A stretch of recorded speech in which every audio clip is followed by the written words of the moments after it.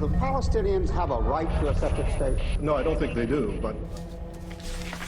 In 2007, Would he even invite you? I feel like he has. I can't remember. I don't know if I'm making this up, but I'm pretty sure. Like Lex Fridman has asked me to be on his podcast in the past. All of the podcasts that require me to fly somewhere, I usually say no to. Including Lex, including I think Patrick Budrig, but David. So, and also, don't pretend. Yeah, I'm lying.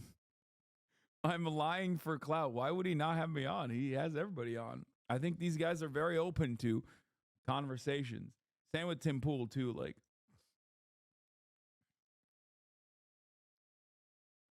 bro, why refuse legs? I don't want to go to Austin. But I DM'd him a while back saying like I'm down to do it.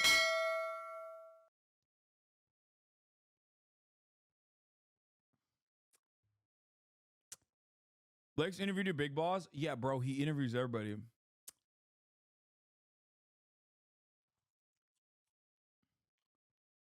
I think Tim still holds a grudge about you not going on a show. Yeah.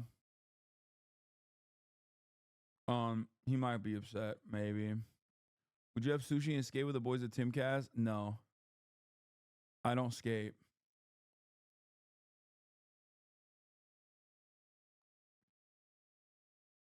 Patrick bet David.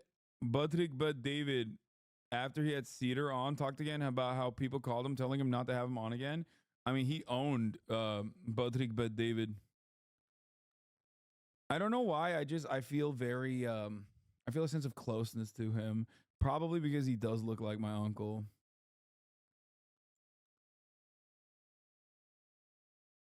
It's like not even a joke. He is Bizarro Jank. He's like more shredded. He's like if Jank was shredded. Would you take his talking more seriously? No. Yes. Yes. head of military intelligence for the Israeli... Hasanabi Chan, what if the government accuses you of supporting terrorism? I don't know. That'll be not one, but multiple governments at that point.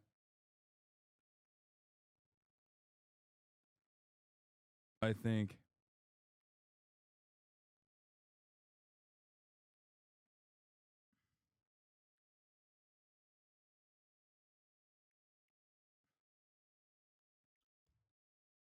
Tim Pool went on Patrick Bit David. They talked about you, of course. Aphex Twizzy only fucking posts fart sounds.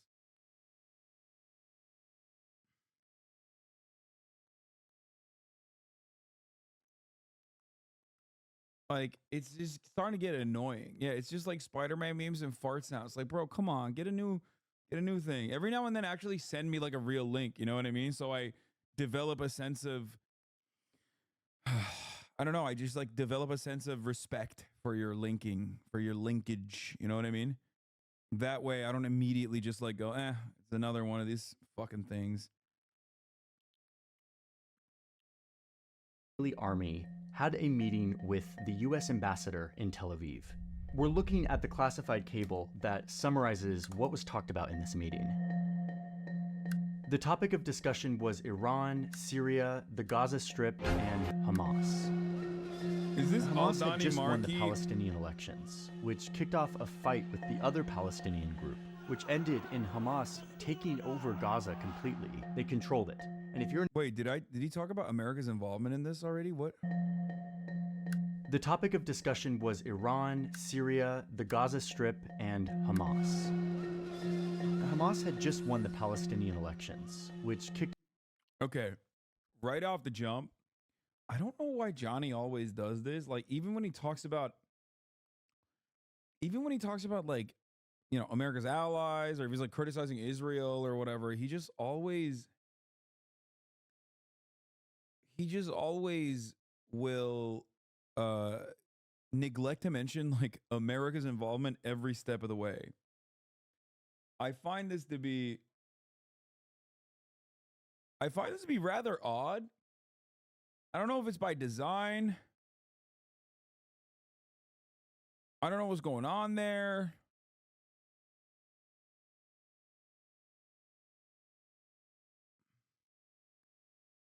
Maybe he's setting it up. Off a fight with the other Palestinian group, which ended in Hamas taking over Gaza completely. They controlled it. And if you're an Israeli citizen or the US government, this is a terrible set of events. Hamas is a like every part of that process is directly America's fault, more so than Israel. And believe me, I will always tell you when Israel has done something wrong, I will tell you. This is one of those instances where America's own framework, America's own opinion on the matter, George W. Bush's own opinion on the matter. No, not even allegedly. This is not alleged. This is not alleged. America thought PA is our guys and we can bring PA in. We should do an election. The PA people said, don't fucking do that. We do not at Fatah have enough support from the population. They know we're corrupt. They think we're like working with Israel, which is true. They think we're America's dogs, which is also true. That's why they were having the conversation with George W. Bush at the time. And George W. Bush was like, no, don't listen to me. I mean, I will not listen to you. Just do the elections. You'll be fine. And then the elections happen. And of course, Hamas ran on an anti-corruption ticket. They're like, listen, we're the new guys. Like, I promise, like, we never work with Israel. We will never work with Israel. We're not corrupt. And then they won by a 3% margin. And then America was like, oops, that really fucked up. That really wasn't great, was it? Okay. And then what did they do? Oh, that's right. They took literally the PA guys, kidnapped a bunch of Hamas dudes and tortured them. Alongside the CIA, mind you.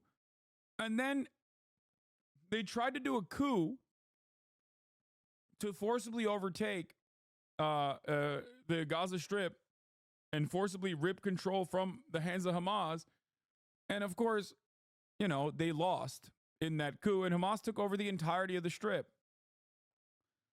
That was objectively an American failure. Okay? I'm sure that it corresponded to Israel's interests at the time, but a lot of what he just mentioned in the first 47 seconds were almost entirely George W. Bush's fault. violent extreme. Genuinely a uniquely bad president. Like, still, this is why I say he's the worst American president of all time. I think. Like, his administration was genuinely the worst administration of all time. Like, that's why Trump doesn't come near it. I mean, dude, Ukraine and Georgia, okay?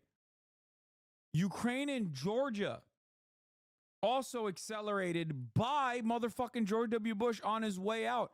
No, I think Bush was worse than Reagan. I think Reagan is like a close second, but I think Bush is worse than Reagan. I don't think Reagan comes near the amount of deaths. Reagan is worse for domestic policies than George W. Bush. George W. Bush is worse for George W. Bush, I think, is worse for foreign policy, like way more deadly, not even close.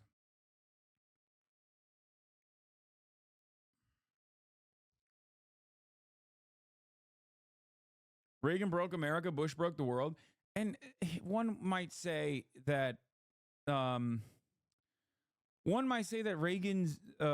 policies were an inevitability. Really? Aren't so many problems today because of Reagan's policies? No. Neoliberalism was not invented under Ronald Reagan. It accelerated under Ronald Reagan. It continued under Bill Clinton, which made the neoliberal attitudes permanent. Iran-Contra happened under Reagan, but I'm telling you, like, guys, you know, George W. Bush is pretty fucking devastating on the planet. His administration, I mean.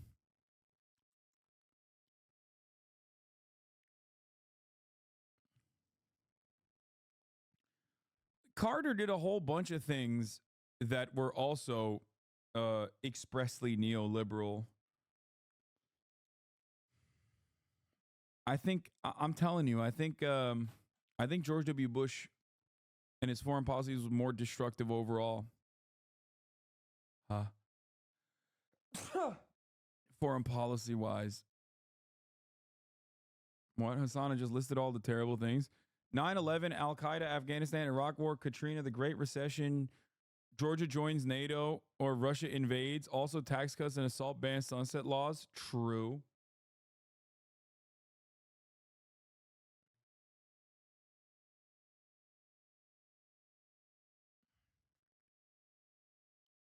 Pretty much most of the things that we're still recovering from or continuing. Motherfucker drops 2 nukes on 2 cities and can't even get second place. War crime Olympics. Okay, to be fair, while that's like totally unacceptable, I think that there's like a moratorium due to World War II because it's like the only time we were fucking awesome. You know what I mean?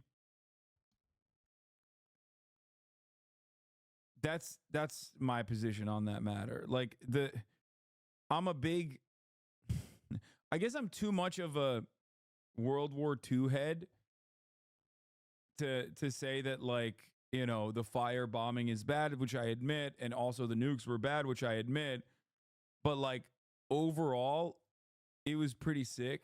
Like it was the one good war. You know what I mean? So I don't think about it too much. Truman made the CIA that nuked your favorite country. Truman made the CIA and nuked your favorite country. Come on, excuse me. One might say that those nukes accelerated what we now know and enjoy as anime. Okay? Early versions of anime were directly propaganda from the Japanese government, okay? And a lot of those guys that got funding then continued onwards with anime, partially because of the nukes. Just gotta point that out.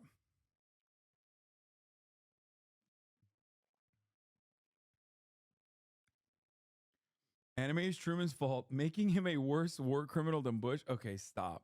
How the fuck did we get here? I'm talking about Johnny Harris and Divide and Conquer. Extremist group known to commit heinous violence against civilians in Israel, and they were now in power. They controlled the Gaza Strip an hour away from Tel Aviv. But look at this leaked document. In this leaked cable, you see that the Israeli official says that Israel would be happy if Hamas took over Gaza, because it would mean that Israel could now treat Gaza like a hostile country. 3 days post the ceasefire. Fair, facts. Not even a joke. Good job from Johnny. Fair. And there's unrelenting bombing in Gaza. This document is a view into a strategy that right-wing factions within the Israeli government have used for decades in an effort to win one of the most divisive conflicts in the world today, in which 2 groups are fighting over one piece of holy land, and one side is winning by using a very specific tactic, one that the world says is illegal and immoral, and one that worked for a short time, but that recently has been shown to be a recipe for even worse violence and conflict and suffering. Okay. In this video, I want to lay out what this strategy looks like and show you how it failed. I know this is a topic that is full of deep emotions, that has real stakes in people's lives. Please know that I am earnest in my effort to tell this story with clarity and with accuracy. And also, please note that this is not a full account of the conflict between Israel and its neighbors. But I do hope that it sheds light on a view of the conflict that sometimes— I swear he just remade a section of John Oliver's video only in that self-involved style where he makes it look like he's investigating it in real time and digging up some hidden secrets from obscure archives, but it's definitely copying John Oliver minus America's involvement. I'm only beginning to realize that if Austinox actually operated in the same way for me, and I just like sat down and I don't know, got Marsh to like film me as I speak sexily into a camera, and covered all of the things that I cover, sitting on my fucking dumbass, chirping and what my haters like to call reading tweets, when the tweets that I'm reading are, you know, journalists breaking their stories first on Twitter, which is perfectly valid. But I think that's pure projection from those who read Wikipedia pages, but like not even really read them and internalize, but instead just skim Wikipedia pages to find arguments that they think benefit their position after they've already made up their minds on the genocidal positions that they take. But like I said, the aesthetics, if I maintained the aesthetics of a Johnny Harris, a John Old Harris, I think I would kind of pop off, but I'm too lazy. Or rather, I like doing this style way more now.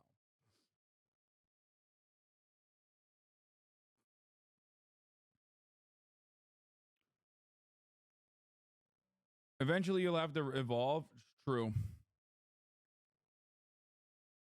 Gets lost in all of the yelling.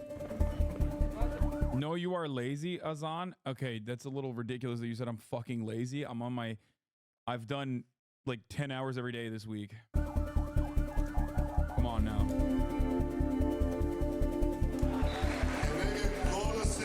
Can't do both. I can't.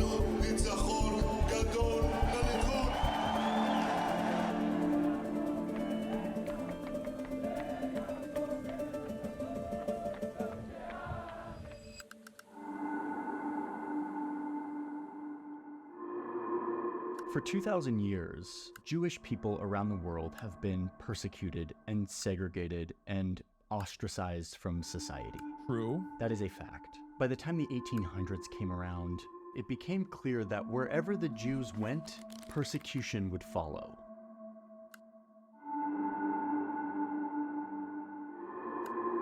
This is when a movement emerged, calling for Jews to come together and to create a country for themselves, where they could govern themselves and be free from all of this racist hatred. The creation of a Jewish country would have at the top of its priority list the security of the Jewish people. But yeah, it was just failed miserably at. But also, I wonder if we'll talk about the other alternatives, which are kind of funny. the big question was where. Several places floated around in Oh, he proposals. is. Argentina, even True. modern-day Kenya, which back then was Uganda.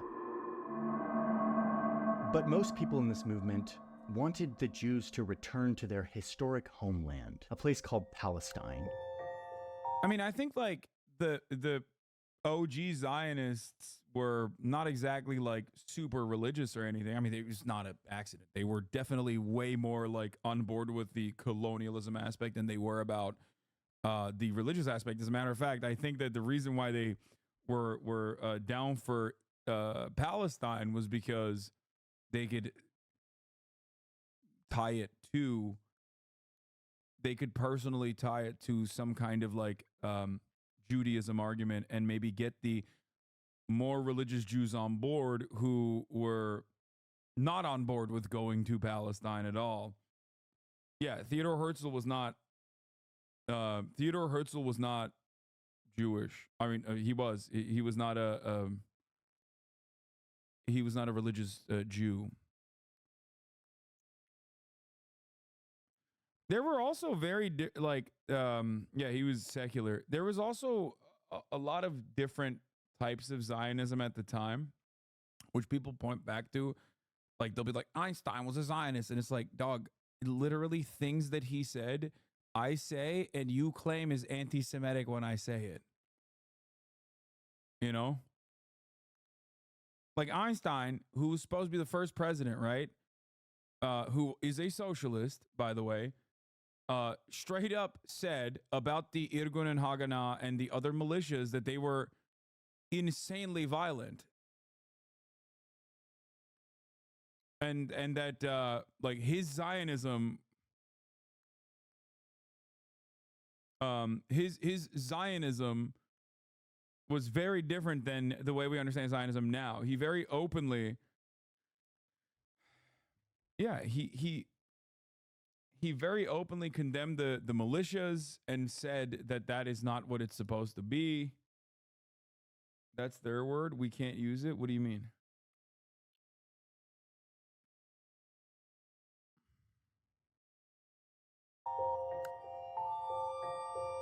Where Jews built their temple and their culture 3,000 years ago, but then were exiled. And now there was this call to return, so that Jews could feel safe after 18 centuries of Jewish suffering. So as the 1900s came around, tens of thousands of Jews, mostly from Europe, flocked to Palestine, which eventually came under control of the British. The British were getting ready to leave this. Yeah, growing up, I knew Einstein as an anti-Zionist figure, but today he's a Netanyahu supporter despite being dead for over half a century. He's also a big fan of capitalism, famously. He loves capitalism, and he also loves Israel. He loves Israel, and he loves capitalism. Don't look it up. Just trust me on this Region. Please don't and look we're it up. struggling to contain the growing conflict between native Arabs and all these Jewish immigrants. Then in the 1940s came a horrific genocide against the Jewish people in Europe, led out by Hitler and his Nazi regime.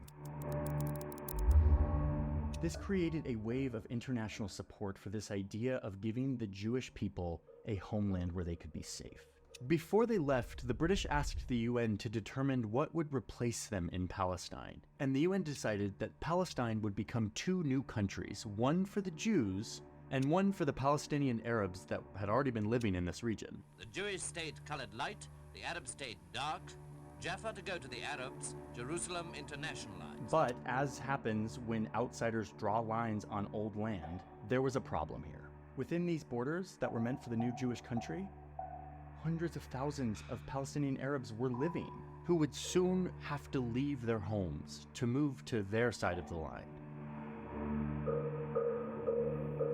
Abi Alman devrimini Rosa Luxemburg'u yeni öğrendim amına koyayım. Sosyal demokratların. Evet. Aynı boku yine yiyoruz bak. Sosyal demokrat zannediyor kendilerini insanlar. Burada işte Avrupa sosyal demokratı zannediyorlar kendilerini. Devamlı bağırıyorlar. Komünistlerin amına koyayım, sosyalistlerin amına koyayım. Aynı boku yiyorlar. Hepsi faşist oluyor günün sonunda işte. Okay, wait, I'm going to pause there because, as I said, this is not a full history of the Arab-Israeli conflict. We actually just made a video on our new channel, Search Party, which focuses on what happens next, the conflict between Israel and its Arab neighbors. Oh my God. Not one, but two Johnny Harrises? That link's in the description. It'll give you some useful context. For now, just note that this led to a horrific conflict. Jewish militias forced over 700,000 Arabs out of their homes, turning them into refugees. The proposed borders shifted around, turned into ceasefire lines, and after all was said and done, the Jewish people did indeed get their own country, the State of Israel. And the two important points here are that, number one, the very foundation of the Israeli country is for security of the Jewish people after. Yeah, some stuff happened in between, but, you know, it's fine. The Arab leaders are in a bind over Israel by Search Party. Oh my God, he's getting high. He's getting even more into maps. I'm losing it. I'm losing it. Oh God, everyone is doing real life lore style videos. I'm going to lose my fucking mind. I swear to God, YouTubers, stop making real life lore style videos challenge impossible difficulty. Why? Every guy on YouTube either becomes one of two things, okay? They either become like weird alternative history fascists, okay? Or they become map perverts. Or obviously the debate perverts, but that's an entirely separate thing. Like, I'm saying, like, for YouTube only, video on demand only channels, all of them are liberals, okay? Every single one is a liberal of a different variety. I do think that autism and Hearts of Iron 4, Paradox Games in general, has absolutely played a big role in this. Okay? I know some of you are going to say, well, you just said autism twice, but I'm serious.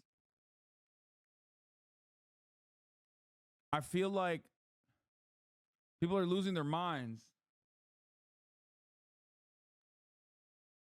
After nearly 2,000 years of persecution. And number two, the location they chose to set it up was becoming, as a result of this conflict, not much safer than Europe.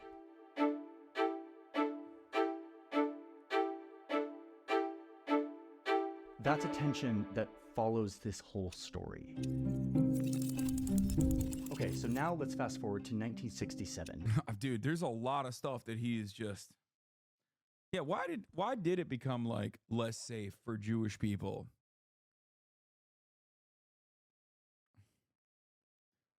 Surely it was all the immediate anti-Semitism that the Arab Muslims and Christians felt deep in their hearts across the board. That's probably what it was, I assume.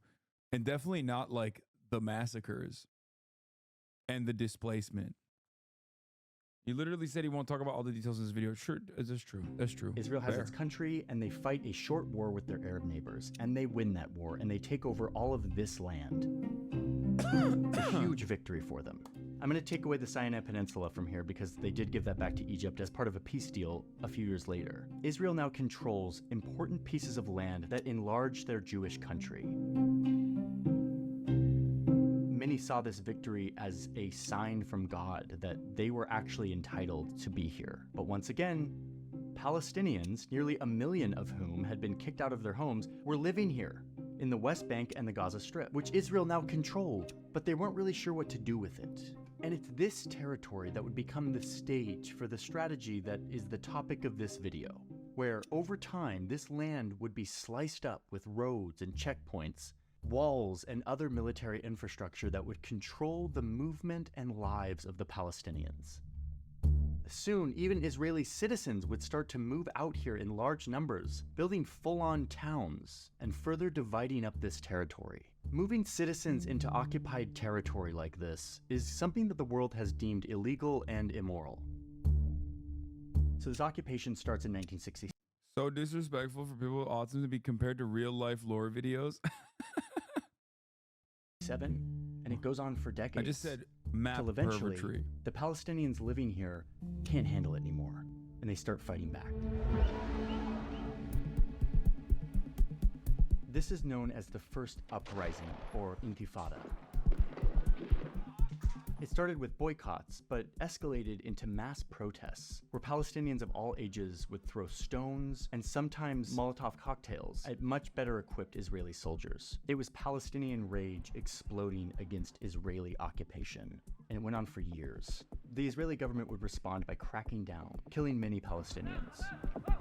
Another important This is like, no, this is like, guys, this is not a bad assessment.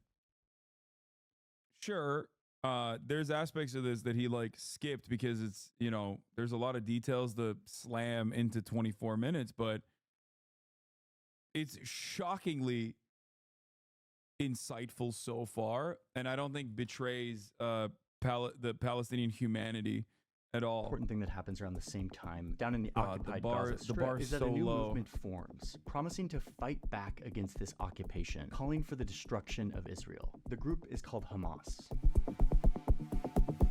The first intifada showed that this wasn't going to work.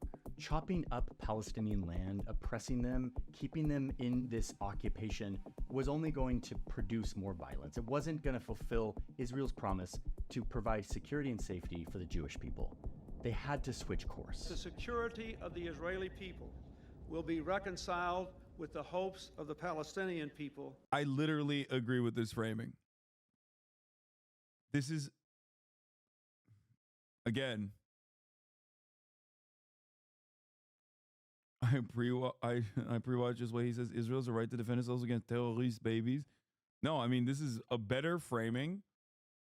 Like, Rabin seeing a necessity for peaceful negotiations as a security measure is literally better framing than like Israel decided to be kind out of the kindness of their hearts, and Rabin is like a peaceful dove who just loves Palestinians a lot. And there will be more security and more hope for all. So in the 1990s, they start getting serious about peace talks with the Palestinians, and they come to this agreement called the Oslo Accords, which for the first time establishes a Palestinian government authority and giving it power to govern pockets of land in the West Bank. It also gave the Palestinians some authority over almost all of the Gaza Strip, though there were still settlements in all of these places. This was a big deal for this conflict. Like, both sides were talking to each other and coming to agreements that was giving like authority to the Palestinians. But another theme of the story is that hardliners can use violence to derail peace. And that's exactly what happened here. Right-wing Israelis start holding rallies, calling their prime minister a traitor and a Nazi for giving land to the Palestinians. Some of these rallies are led by a now familiar character, Benjamin Netanyahu. The people of also Israel correct. want It's pretty real good. peace, and real peace means peace with security. God, I'm so fucking brain broken that like an accurate assessment of historical, like recent history is enough for me to be like, this is incredible. Thank you so much for doing this. I am so used to liberal outlets just like straight up slanting this in the most annoying fucking pro-Likudnik ass way that whenever I see someone just straight up be like, yeah, did you guys know that Benjamin Netanyahu did Let's Murder Yitzhak Rabin protests? You know what I mean? it's just like it's shocking. He's about to both sides of this. Peace they can trust with a partner they can trust, and they don't feel they have it here. We want a real peace, not a fake one. But the peace talks continue. With all our neighbors, a comprehensive peace. And shortly after signing the second part of this deal to give Palestinians some land, the Prime Minister Yitzhak Rabin is assassinated by a far-right Israeli. Hamas conducts bus bombings, and the next year, Benjamin Netanyahu is elected as the Prime Minister. Yeah, okay, there's there's some stuff in between there that lead to Hamas switching away from military targets directly to civilian targets and doing the famed bus bombings. That part, I think maybe he doesn't know, because to be fair, not a lot of people know that. I don't think that was like a lie by omission. But I think that that's probably the massacre at the mosque happens in that time frame.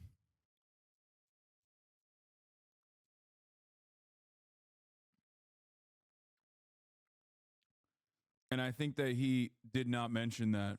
This is when Hamas decides to change its militant targets to civilian targets as well.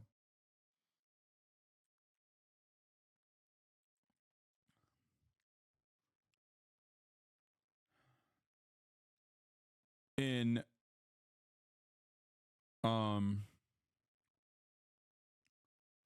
Hebron, right? Your braces are pretty. Thank you. He did connect it to the collapse of the peace process and not the other way around like libs typically do.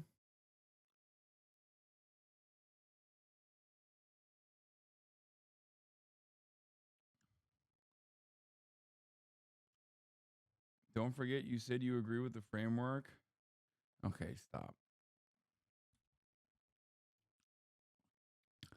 The Kahanist terrorist Baruch Goldstein, okay, born in Brooklyn, New York, goes into a mosque in Hebron and in the Israeli-occupied West Bank and commits one of the absolute worst acts of Jewish supremacist terror.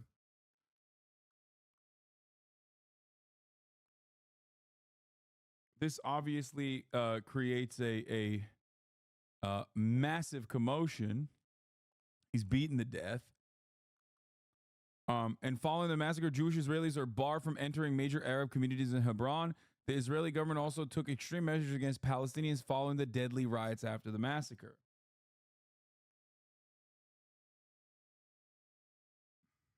Okay.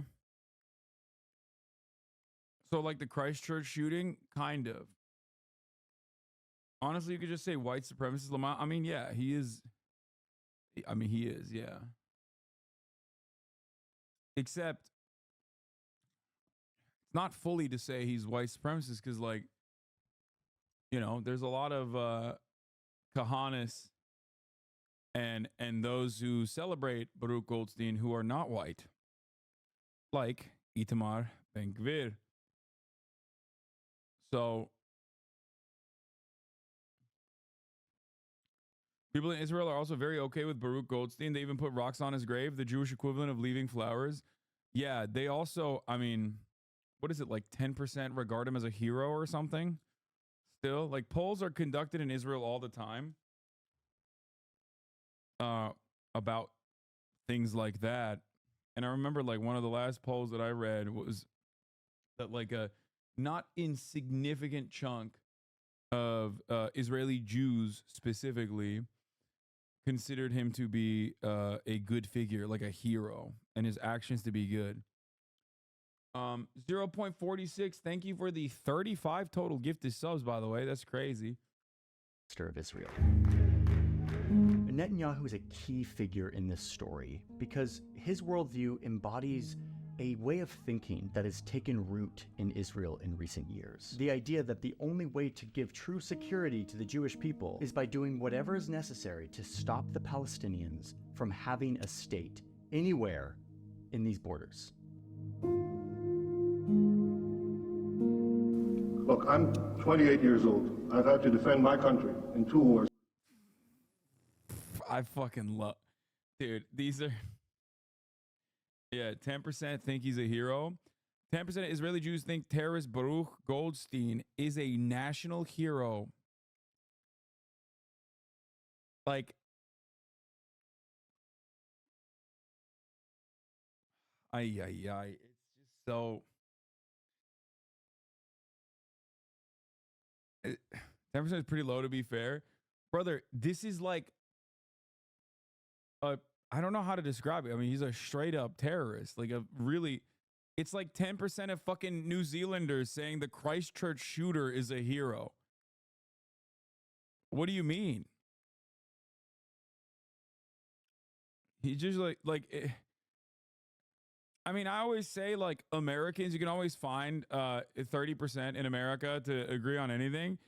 I feel like I don't think 10% of Americans will support Dylan Roof, or maybe they would. I don't fucking know. I don't want to know.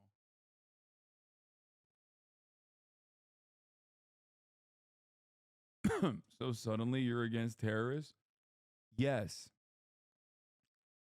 I am.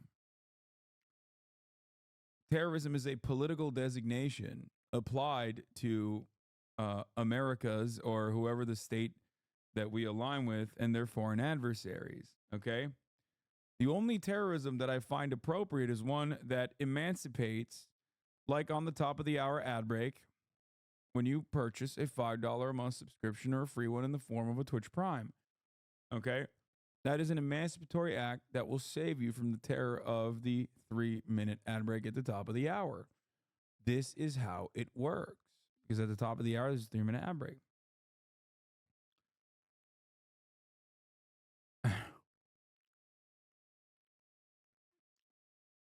Fucking got him. Freaking got him. Oh, man. Oh, boy. Oh, buddy.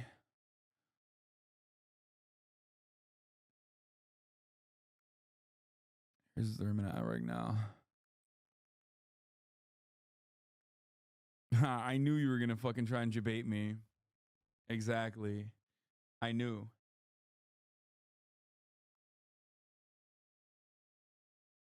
That's why I clapped it first. 0 Point, thank you for the 25. Get the subs.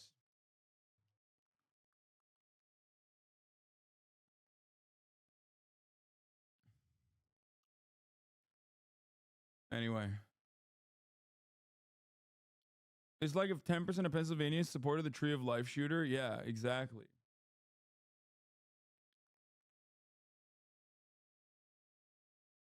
But then again, Americans do support Kyle Rittenhouse, so I don't fucking know. God, we are such a messed up country. And in many battles, nobody wants peace more than Israel. But the stumbling block to the road for peace is this demand for a PLO state, which will mean more war, which will mean more violence in the Middle East.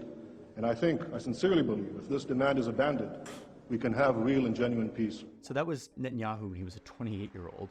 But when he becomes the prime minister a couple decades later, he spends his term sabotaging the peace accords that his predecessor had worked so hard to create, claiming that the occupation of all this land and its people wasn't actually conquest, but rather the key for security of the Jewish people. They had to do this. Security was the one and only justification for all of this. So under his watch, settlers continue to move into the West Bank. We found this leaked video of Benjamin Netanyahu talking to some settlers in the West Bank. The cameraman does turn off the camera for a moment, but then turns it back on moments later.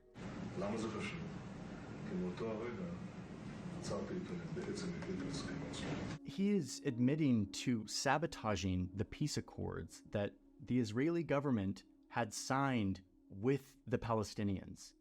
That because he disagreed with them, he wanted to sabotage them because he was so against a Palestinian state or any form of Palestinian autonomy in this land. And then he goes on to explain what his real thinking is on the situation.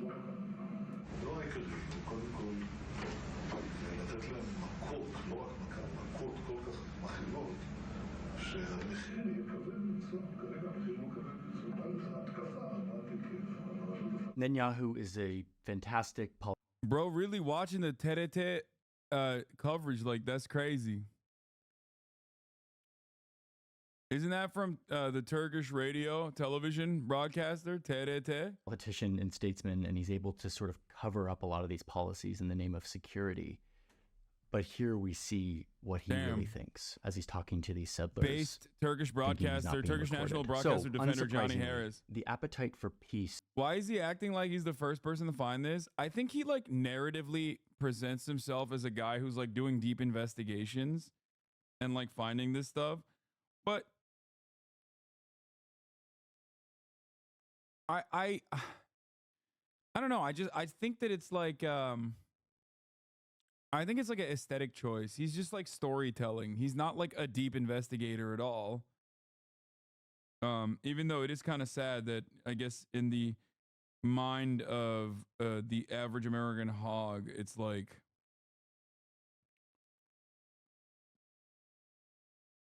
in the mind of the average American hog, they're like, this is fucking crazy. Like, how did he find this stuff? He follows Zay Squirrel even though he dunks on him for the clip. Breaks down on both sides. Palestinians come to the conclusion that the Israelis aren't really serious about giving them any. I mean, it's fun. It's cool to see a liberal adjacent content creator make videos like this. Same with John Oliver. Because like I fucking talk about all this shit every single goddamn day for hours, okay? Literally for hours. But my name is Hasan. I got a big old fucking beard, and I am the defender of all things terror in the minds of many like impressionable I was gonna say impressionable teens, but let's be real, there's plenty of old people in the debate lord community who think that I am a terrorism defender, supporter, and have like a unnuanced perspective that is revolving around America bad and nothing else. So they're not going to listen to me. So I'm on board with guys like this saying the same shit. Any kind of autonomy in the West Bank or Gaza, that their situation will never change. And once again, they rise up in a second intifada. This one much more violent, much more coordinated.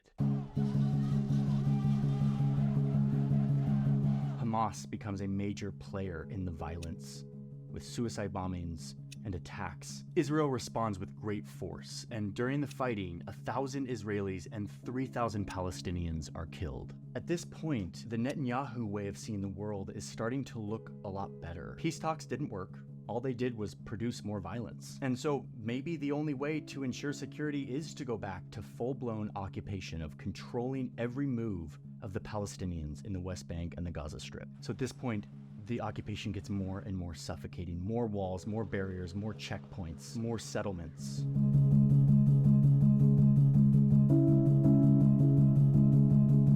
Then in 2005, Israel withdraws from the Gaza Strip, letting the Palestinian Authority have total control there. They turn their attention entirely to their historic homeland of Judea and Samaria, which is the West Bank. The next year, an election is held in the Palestinian authorities, and the winner surprised the world and would create a new chapter for this conflict. The winner of these elections was Hamas. This is a very I stumbled into a Fox News comment section about you, and they literally think you raised $1 million so you could send it to Hamas for weapons.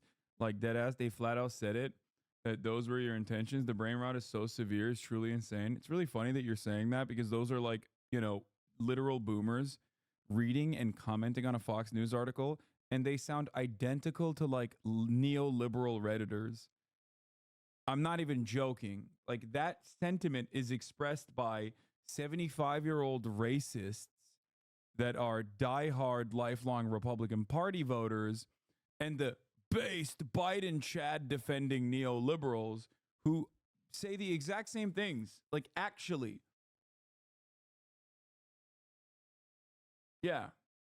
I can't tell, like, you know how there was a Google doc going around and it's like, is this a Zionist who said this or a Nazi? You could do that about, like, is this a fucking Destiny supporter or is this a Fox News comment section? Okay. Except you could probably tell easily because like they say, or it's better if you do like, is this a 4chan groiper or a Destiny fan? And there is no difference between the 4chan poll groypers and Destiny fans. They say the exact same shit.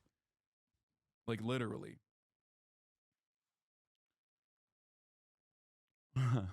D fans are more racist? Yeah, no, literally. Very bad results for the More openly Palestinians and for racist. Israel. Salam alaikum. The incumbent Palestinian party that had lost the election tried to forcibly hold on to power, and soon the two Palestinian parties were fighting with each other. And it results in this split between the two Palestinian governments. It turns into violence, and when the dust settles, there's suddenly a bitter divide between these two Palestinian groups, Hamas completely taking over the Gaza Strip. And this gets us back to our leaked document that we started this video with, where an Israeli official is saying that they would actually be happy if Hamas took over the Gaza Strip, because now they can treat Gaza like a hostile country. Now that they're not occupying it, they're not responsible for the 2 million civilians who are living there. They can impose a blockade to control anything coming in and out of the Gaza Strip: people, food, medicine, money, building supplies. But there was another reason why Israel was happy that Hamas now controlled the Gaza Strip. The Palestinian government was now deeply divided, Hamas ruling Gaza and the West Bank being run by a more moderate, secular Palestinian faction. And crucially, neither considered the other to be legitimate, which weakened their ability to negotiate for any kind of state, for any kind of country, especially when Hamas still refused to... This is shockingly good from Johnny Harris. It's nice. Maybe some liberals will learn a thing or two. They do love him. Recognize Israel's right to even exist. This division, yeah, Johnny Harris, more like Johnny Hamas, right, dude. What's happening here? Of the Israeli right. Hello? And this gets us back to Benjamin Netanyahu, that enemy of the earlier peace talks.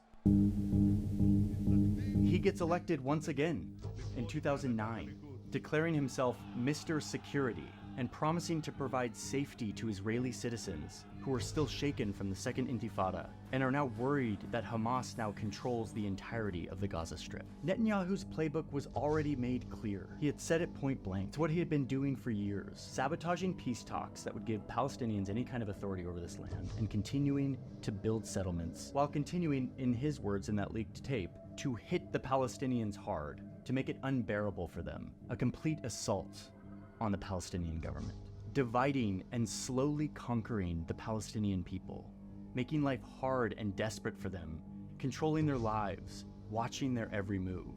And this is where we get to this paradoxical alignment, almost alliance, between Benjamin Netanyahu and Hamas, the enemy of Israel.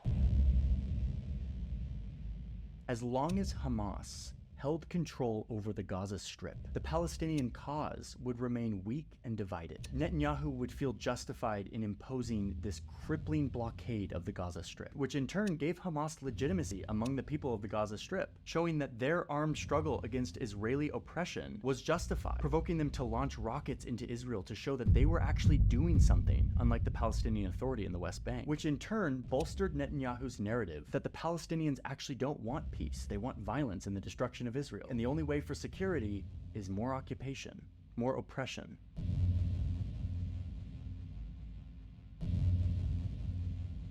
So instead of try to take Hamas out, Netanyahu overtly supported them by approving huge transfers of untraceable cash, literally delivered in suitcases into the Gaza Strip, cash that would inevitably end up in the hands of Hamas to be used against Israel. He legitimized Hamas by negotiating with them, releasing 1,000 Palestinian prisoners in exchange for 1 Israeli. The Israeli soldier held captive by Palestinian militants for 5 years is expected to be freed within days. The more Netanyahu could keep Hamas in power in Gaza, but keep them contained, the more he could ensure that Palestinians remained divided. He could keep peace talks from ever happening, which in turn gave him time to continue to pursue his expansionist project in the West Bank.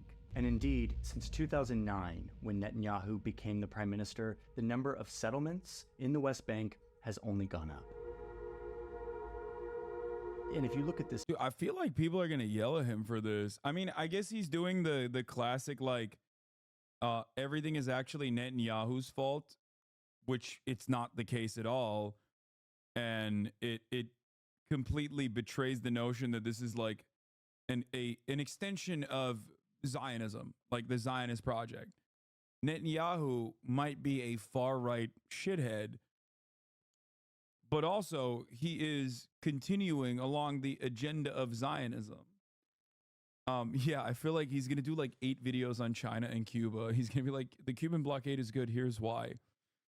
Here's why we should drone strike Cuba to make up for this video. The classic 1 to 2 equation.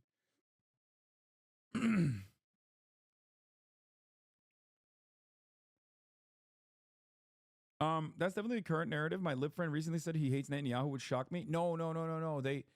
No, guys, everybody always says they hate Netanyahu. That's not new. That's not new at all.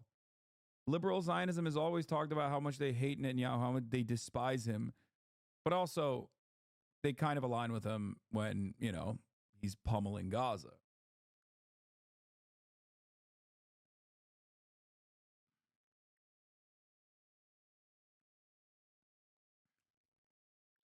The Palestinian cause was strong before the rise of Hamas. Was the PLO on the verge of achieving statehood after 60 years, but it went to shit because Hamas won the election in 2000? No, of course not. Of course the Palestinian cause was strong before the election of Hamas. Why do you like this Fed, bro? No, the Palestinian cause probably was, I would say it was probably strongest during the first election of Arafat. Like, the Palestinians were most united at that point. And even then, the Rabin deal was really shitty overall.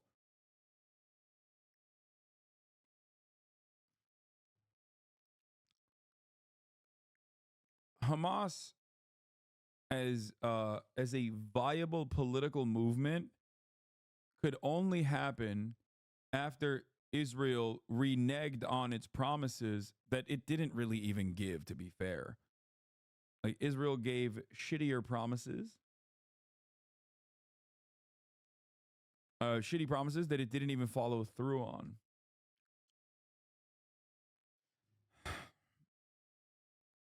Is Hamas a reskin Muslim Brotherhood, or did I fall for propaganda? No, Hamas started off as an offshoot of the Muslim Brotherhood, but the modern day Hamas is not.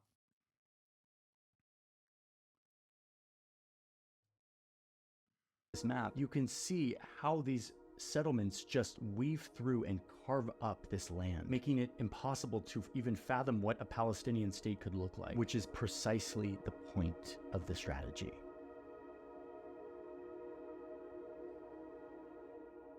I actually reported out here visiting the settlements back when I was at Vox. I did a series talking to the settlers, trying to understand why they live out there, what it's like to live in these settlements that are strangely peaceful and banal and just mundane. People living their lives because they're protected by the army. If you want a deeper dive on settlements, you can go watch that series. But if you're Netanyahu, peaceful terrorists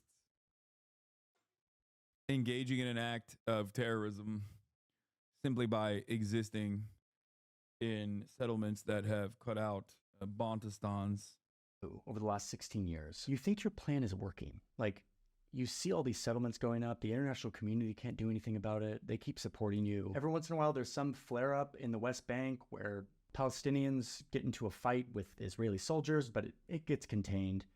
That's not how that works.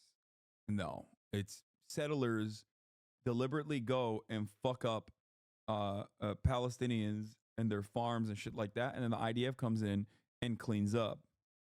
Every few years, Hamas fires some rockets, which then gives Israel the excuse to go, as they put it, cut the grass by conducting a short, swift, violent military campaign to keep Hamas at bay. And every day that goes by, the notion of a Palestinian state becomes less and less feasible. This is one reason why a far-right is... I mean, he said mowing the lawn, like, or cutting the grass. That's, again, not a thing that you hear, I would say, from liberal Zionists. This video definitely is great for... This video is definitely great for the mainstream audience. He didn't use a keyword that I think he should have used, and that would have made it like a 9 out of 10 video. The keyword being apartheid. If he used another keyword, the Nakba, it would be a 10-10 video overall. Those words do matter, by the way. And that's why those NGOs matter as well in normalizing certain positions. Remember when you used to shit on this guy? No, I watch Johnny Harris videos because I'm his biggest fucking fan. Okay? I watch all the Johnny Harris videos. When he drops one, we're like Supreme fuckboys waiting outside of the Supreme store, camping out. Okay? The difference is, of course, for every one good Johnny Harris video, there's like 2 really bad ones. Israeli lawmaker called Hamas an asset. So divide and conquer has been the name of the game in Israel for a long time, but especially in the last 16 years under Netanyahu. And again, to the people in charge, they think it's working. Yeah, this is like McDonald's. You're right. This is exactly like McDonald's UK coming out and being like, "Oi, bruv, we love Palestine, actually. Our views have been misconstrued." Or like Noah Schnapp and Brett Gelman accidentally on the same day releasing videos about how, like, just kidding, they didn't champion the genocide of Palestinians. Like, this signals a turn. And now many of you might say, well, dude, it took like nearly 30,000 Palestinians being ruthlessly slaughtered. But I do think, I keep saying this, but I do think that the tide is slowly but surely shifting. Maybe this violent status quo, this equilibrium can hold, and the far right can get exactly what they want: security for the Jewish people and expansion into all of this land. And maybe the occupation will break the Palestinian spirit, and they would give up on their dream of having a state. But that's not what happened. On October 7th, 2023, Sam Cedar said he thinks Brandon will be the last Zionist Democratic president. I mean, yeah, but that's kind of ominous because, like, that could mean that the genocidal project of Israel comes to a close. Don't know if it'll end in the first Brandon administration, to be fair. Honestly, I credit Israeli Zionists with the most tide seemingly shift little by little by being the most deranged lunatics. Oh, 100%. No, it's all social media. 100%. It's social media both because, like, everyone that is in defense of Israel is coming out like fucking barbaric, bloodthirsty monsters. And it's also because, like, the IDF keeps posting their straight up, like, Nazi style behavior on social media. And also because the Palestinians are able to directly advocate for their own humanity, right?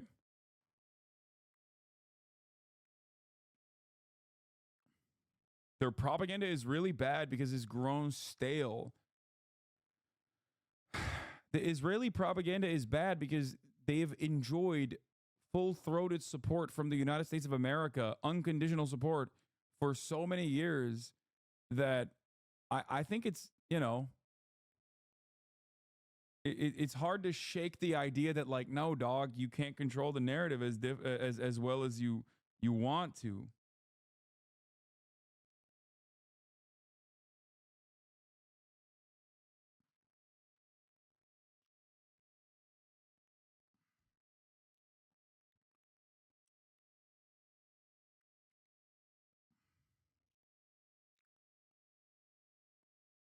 The ICJ may have more sway. We'll see. I mean, many changes are coming. It sucks that it came at the tail end of, I mean, it sucks that so many Palestinian lives were ended by Israel for this marginal, this incremental change in the right direction. We also have Western Zionists that are becoming increasingly deranged as well. No, for sure, because Western Zionists also enjoy that level of prominence and no pushback for far too long. They also have a harder time advocating for Israel's actions because there's simply more people paying attention.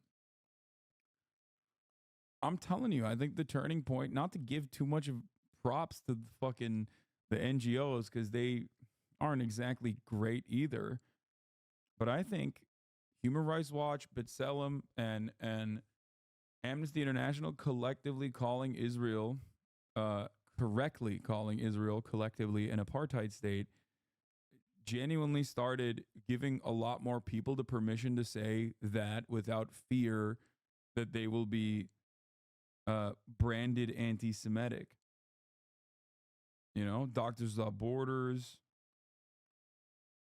No, B'Tselem is great. I'm just saying that, sorry, I was just talking about Human Rights Watch and Amnesty International, stuff like that. But it's just,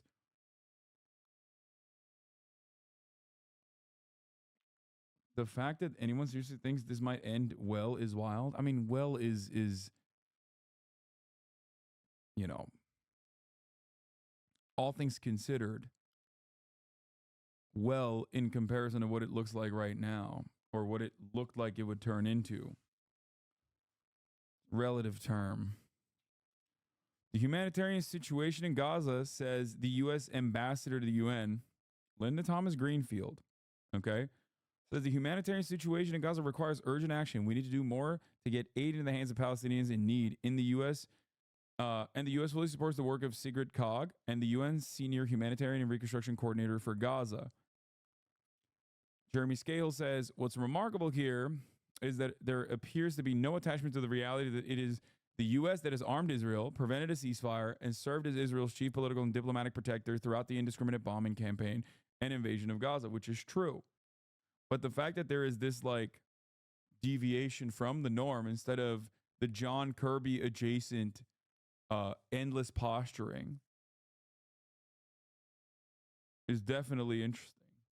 Consider answering my question, says Kyle Anwar. Wait, what? Oh, the land was took back from them by force in Sinai? You didn't even ask a question, but you're right. Wait, what?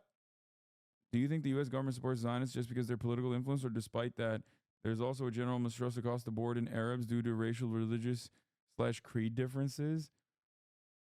That's your question? I mean, I think that the American government likes Israel for material reasons.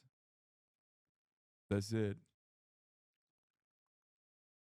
All the more convenient that their enemies are, they happen to be enemies that are aligned with our enemies, you know, Muslims, Arabs, people with no influence,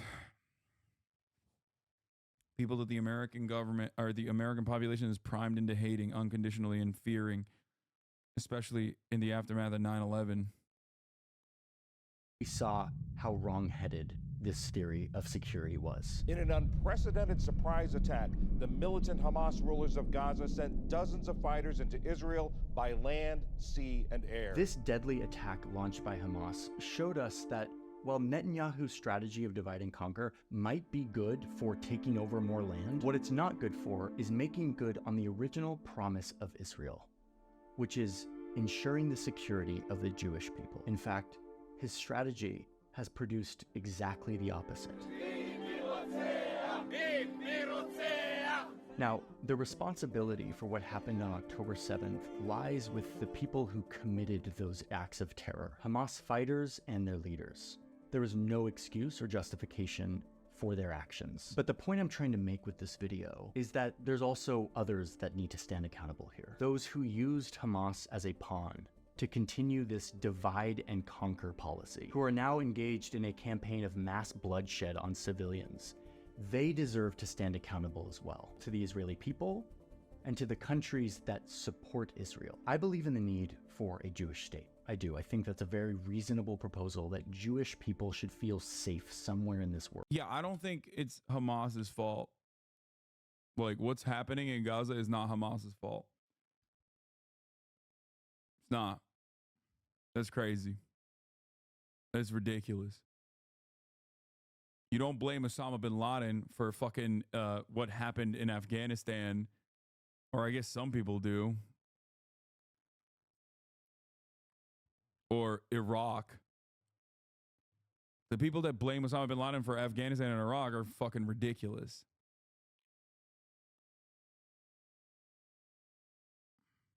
Did I misunderstand what he said? World. I think to the Koreans, they deserve to. We're now with this video. No excuse or justification for their actions. But the point I'm trying. Oh, he's saying Hamas is responsible for October 7, not what came after. Okay, fair. Facts. God damn. My bad. Okay, Johnny. Cooking. Fuck. Which is ensuring the security of the Jewish people. In fact, his strategy has produced exactly the opposite. Now, the responsibility for what happened on October 7th lies with the people who... Damn, dog. That's like, this is literally something that his like target audience would probably yell at him and call him anti-Semitic for. It's kind of crazy. Those acts of terror. Hamas fighters and their leaders. There is no excuse or justification for their actions. But the point I'm trying to make with this video is that there's also others that need to stand accountable here. Those who used Hamas as a pawn to continue this divide and conquer policy, who are now engaged in a campaign of mass bloodshed on civilians. They deserve to stand accountable as well, to the Israeli people and to the countries that support Israel. I believe in the need for a Jewish state. I do. I think that's a very reasonable proposal that Jewish people should.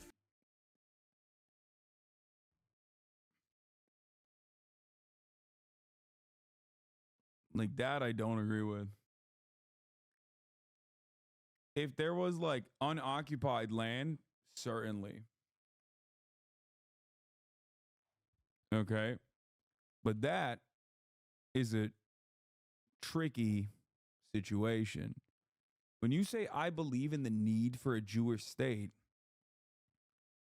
you end up giving a major concession to the Zionist project that dictates that even in its like most theoretically peaceful capacity, still has to maintain demographic control over Israel, implying that you can't have too many Arabs, you can't have too many Palestinian citizens of Israel that are not Jewish. So what do you do then?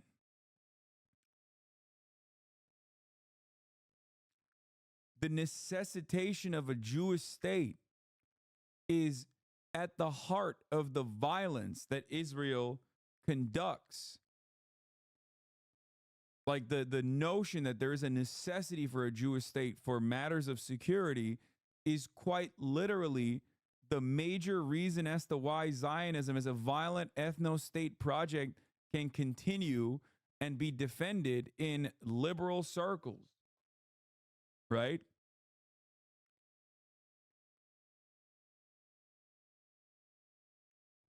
You can't, you can't do that, I don't think. I don't think you can.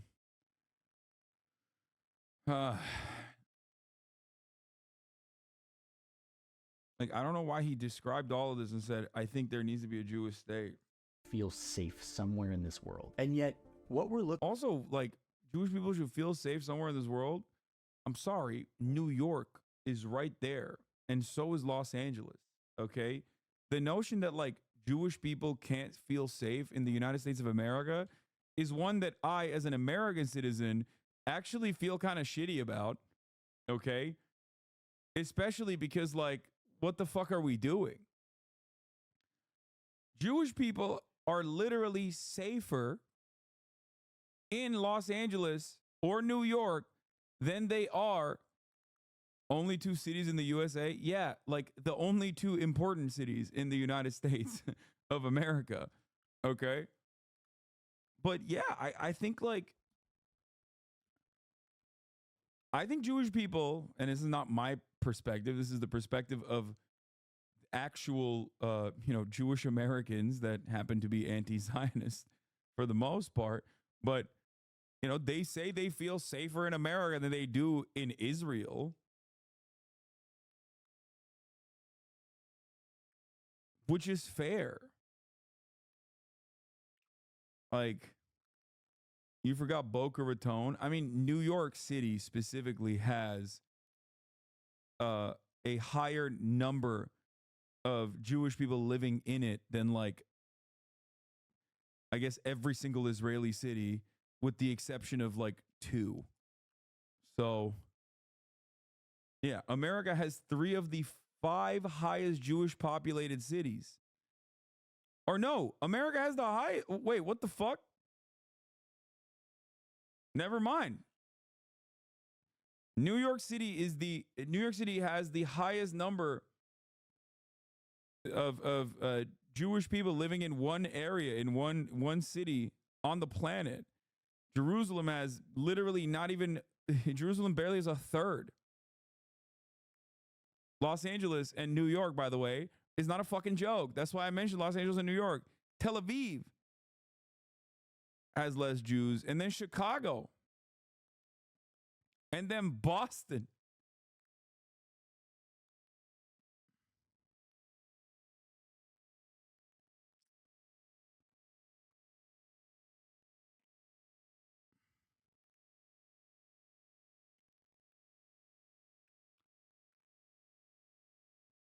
Prager, you take? Dennis Prager said the exact same thing? Wait, really? What did he... Wait, why would he say that? Dennis Prager loves Israel, though. Dennis Prager 100% is like, Israel needs to exist, or else America is like... if Israel doesn't exist, then you know, Jews are cooked. They're done. They're donezo. Lonk? What does lonk mean?